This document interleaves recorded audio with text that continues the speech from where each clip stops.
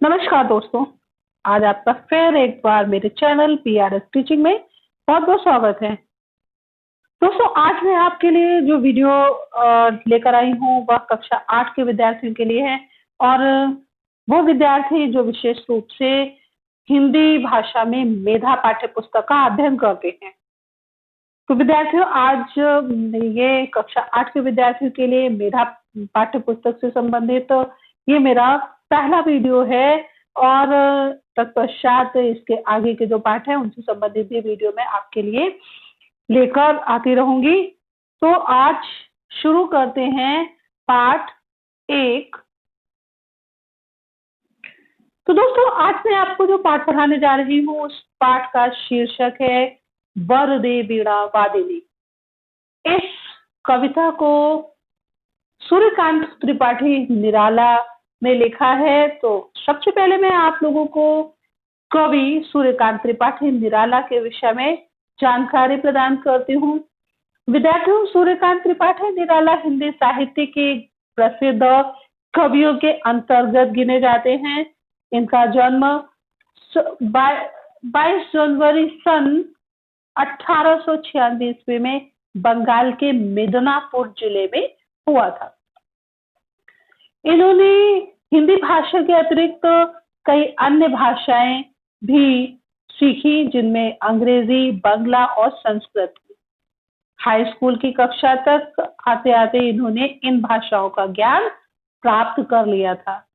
इससे ये स्पष्ट होता है कि निराला जी बहुमुखी प्रतिभा के धनी थे, अर्थात ये एक विद्वान व्यक्ति थे। इन्होंने कविताओं के अतिरिक्त उपन्यास, कहानियां, आलोचनाएं, निबंध और संस्मरण में भी लिखे। इनका साहित्यिक सफर 15 अक्टूबर सन 1961 को समाप्त हो गया। तो विद्यार्थियों, अभी मैंने आपको सूर्यकांत त्रिपाठी निराला जी के संबंध में संक्षेप में जानकारी कराई और अब मैं इनके द्वारा लिखी गई ये कविता आपको पढ़ाने जा रही हूँ। विद्यार्थी, इस कविता में कवि ने माँ शारदे वीणा वादिनी की वंदना की है और इस कविता के माध्यम से उन्होंने अपने भाव प्रकट करते हुए लिखा है कि माँ शारदे जो उनके मन में अज्ञान रूपी अंधकार है उसको दूर करें और लोगों में नई चेतना का प्रकाश फैलाएं। तो दोस्तों, आज इस वीडियो को शुरू करने से पूर्व आप मेरे चैनल को सब्सक्राइब कर दें, वीडियो को शेयर करें, लाइक करें और मुझे आप इंस्टाग्राम पर भी फॉलो कर लें। मेरी इंस्टाग्राम आईडी है PRSteaching_YT। मैंने अपनी इंस्टाग्राम आईडी की जो लिंक है उसे डिस्क्रिप्शन में दे दी है। तो आइए विद्यार्थियों, अब शुरू करते हैं इस कविता को पढ़ना। और पहले मैं इस कविता को भावपूर्ण ढंग से पढ़ूंगी, उसके बाद फिर मैं इसका भावार्थ बताऊंगी। वरदे वीणा वादिनी वहदे, प्रिय स्वतंत्र रव, अमृत मंत्र नव, भारत में भर दे। काट अंध उर्के बंधन स्तर, बहा जननी ज्योतिर्मय निर्झर, कलुष भेद तम हर, प्रकाश भर, जगमग जग कर दे। नवगति नवलय ताल छंद नव, नवल कंठ नव जलद मंद्र रव, नव नभ के नव विहग वृंद को, नव पर नव स्वर दे। निराला जी ने माँ शारदे की वंदना करते हुए एक कामना की है कि माँ शारदे जिनका जो वीणा बजाती हैं, इसीलिए माँ शारदे के हाथ में वीणा उपस्थित रहती है और वीणा वादन करने के कारण उनका एक नाम वीणा वादिनी भी है। तो कवि कह रहे हैं, हे वीणा वादिनी माँ शारदे, माँ सरस्वती, आप हमें वर दे, हमें वरदान दे। और कौन सा वरदान दे? प्रिय स्वतंत्र रव। रव शब्द का अर्थ है ध्वनि। और अमृत मंत्र ऐसे मंत्र अमृत के समान हो, जो कल्याणकारी हो, वो इन नवीन मंत्रों को भारत में भर दे। हे मां शारदे, भारत देश में जो लोग रहते हैं उनके मन में अमृत रूपी नवीन मंत्रों को भर दें और उन्हें ऐसे मंत्र प्रदान करें जो उनके लिए कल्याणकारी हो।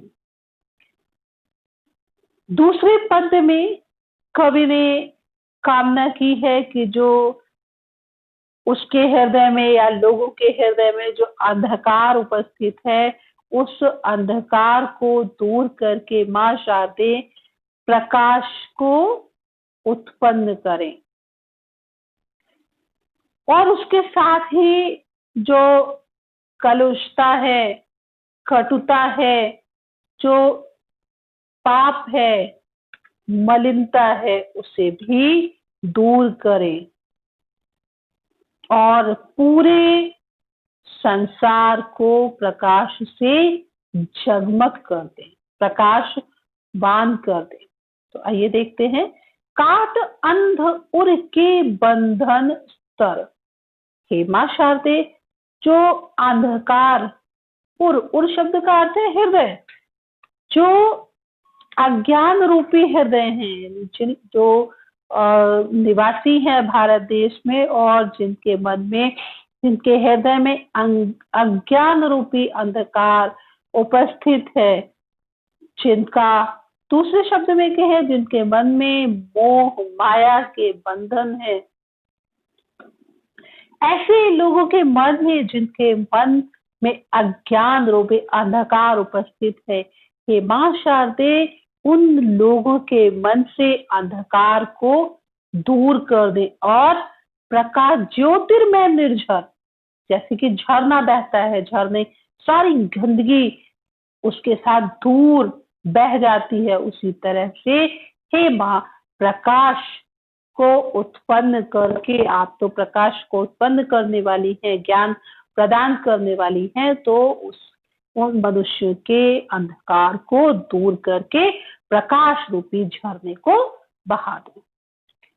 और उससे क्या हो, कलुष भेद, कलुषता, जो मलिनता है, पाप है, वो मिटा दे। तम हर, अंधकार, तम शब्द का अर्थ है अंधकार, अंधकार को हर ले, दूर कर दे और प्रकाश भर, प्रकाश को उत्पन्न कर दे, लोगों के हृदय को प्रकाश से पूर्ण कर दे और संपूर्ण संसार को प्रकाश से जगमग कर दे, प्रकाशवान कर दे, प्रकाशित कर दे, संपूर्ण संसार से अंधकार का समूल नाश कर दे, पूरी तरह से अंधकार को भगा दे। और विद्यार्थी, जब अंधकार दूर हो जाएगा, लोगों के दिलों में ज्ञान रूपी प्रकाश प्रकट हो जाएगा, तब उसके बाद क्या होगा। और अंतिम पद में कवि ने मां शारदे से प्रार्थना की है, नव गति नव लय ताल छंद नव, नवल कंठ नव जलद मंद्र रव, नव नव के नव विहग गंध को, नव पर नव स्वर दे। नव गति, हे मां शारदे, लोगों को नव नवीन गति दे, नव लय, नया लय दे, ताल छंद, नया ताल हो, नया छंद हो, नवल कंठ और नवीन कंठ हो, नव जलद मंद्र, मंद्र रव का अर्थ है गंभीर ध्वनि, और जैसे कि जलद, जलद शब्द का अर्थ होता है बादल, जैसे बादलों की गंभीर ध्वनि होती है, ऐसे ही लोगों के कंठ में गंभीर ध्वनि हो। और नव नभ के नव, और जो नवीन आकाश है, नवीन आकाश कब होता है, प्रातः काल में, क्योंकि प्रातः काल में आकाश से अंधकार दूर हट जाता है सूर्य का आगमन होता है उस समय में पक्षी चहचहाते हैं और आकाश में विचरण करते हैं। तो ऐसे नवीन आकाश में जो विहंग वृंद है, विहंग वृंद शब्द का अर्थ है विहंग, विहंग का अर्थ होता है पक्षी और वृंद का अर्थ है समूह। तो जो विहंग वृंद है, जो पक्षियों का समूह है, उन्हें नव पर और नव स्वर, उन्हें नया पर शब्द का अर्थ है पंख, उन्हें नए पंख दे और हे मां शारदे उन्हें नया स्वर दे। दूसरे पक्ष में अगर हम मनुष्य के लिए बात करें तो मनुष्य के लिए कवि मां शारदे से ये वरदान मांगता है कि हे मां, आप भारत देश के निवासियों को विकास के नवीन गति दे, उनके मन में एक उन्हें नया स्वर दे, नई ताल दे, अर्थात उनके मन को प्रसन्नता से पूर्ण कर दें, जिससे उनके मन में नवीन गीत उत्पन्न हो और उनके कंठ में गंभीर स्वर भर दें।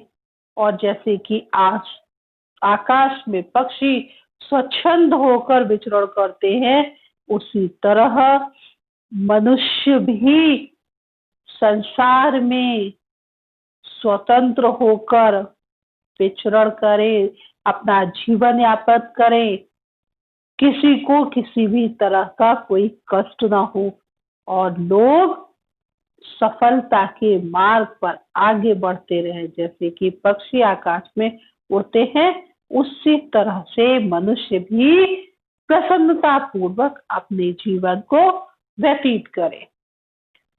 विद्यार्थियों, अभी मैंने आपको वरदे वीणा वादिनी कविता का भावार्थ बताया।